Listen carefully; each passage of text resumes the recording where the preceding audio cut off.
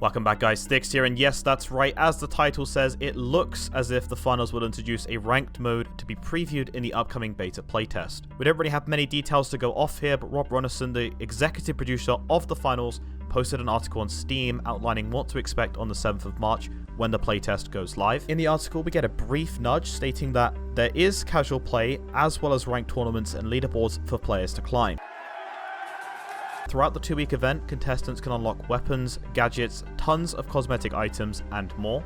The finals remains in development, and beta participants should expect plenty of tweaks, changes, and additions based on the feedback they give. If I had to guess, the developers could actually have a system where they push changes during the beta, which is likely going to be in the style of how the development team of Dark and Darker performed their playtests. Basically, they would have a group patch on a certain day, the servers possibly go down for an hour or so, then ramp back up again for everyone to join. It seems as if we'll also get access to 2 maps for the beta playtest, which is firstly the Old Town Monaco previewed in the first trailer, and then obviously the skyscrapers of downtown Seoul shown off in the beta trailer as well, which if you haven't watched already, there is a summary video live on my channel. We don't have the full details yet on how the ranked mode will work, but at least this has been confirmed, as this is one of the questions that people in the community have been waiting to see answered. As soon as we hear more, I will update you on this channel, but for now, the finals can be placed firmly on the radar of competitive players like myself.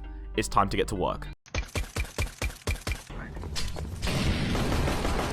Although having a ranked tournament and leaderboard for players is obviously viable, that does leave the question hanging out for casual players of, will there be skill-based matchmaking in the casual mode? Now, if you guys don't know what skill-based matchmaking is, it's actually a system which is used in many games to match players of similar skill levels against each other. This is actually pretty common in most games. The system does have both advantages and disadvantages that can significantly impact the experience of players' time on a game. The primary benefit of skill-based matchmaking is that, of course, it just, makes sure that players are matched against others with similar skill levels, although across some games it is not always successful in doing so. As a result, teams may actually end up being unbalanced, with one team having significantly more skilled players than the other.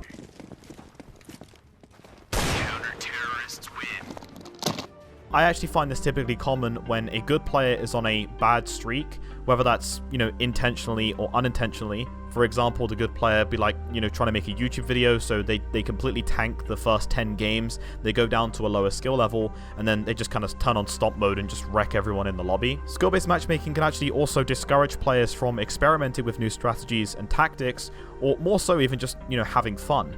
Players may feel pressured to stick to those, tried and tested methods to win games, and then obviously be more stressed about their performance in that casual game, rather than exploring new approaches or, just trying dumb stuff for fun that could potentially lead to a more exciting and fun time. Ultimately, the success of skill-based matchmaking depends on how well it's implemented and whether it's able to survive a strike between fair play and a diverse, exciting gameplay experience.